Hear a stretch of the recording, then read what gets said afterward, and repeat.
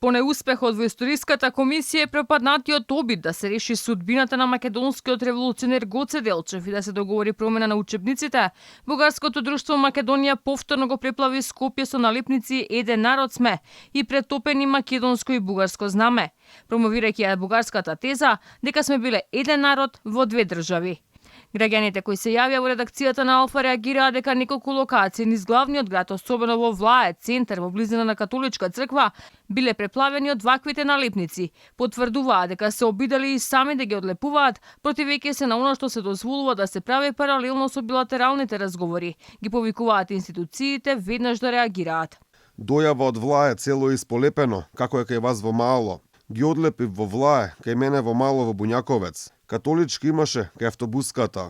Ова е втор пат за еден месец организацијата предводена од Виктор Стојанов, еден од најголемите пропагандисти за бугарското потекло на Македонија, да испраќа пораки дека македонскиот јазик бил бугарски, а народот е еден. Стојанов и на социјалните мрежи вчера ја најавил ваквата акција во главниот град на Македонија.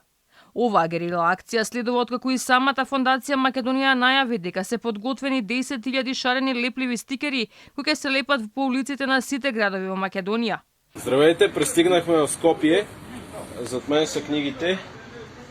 Тук имаме хора които очакват да ги получат. Сега ще ги разтоварим и ще отидем за още няколко града, където също да разтоварим книги.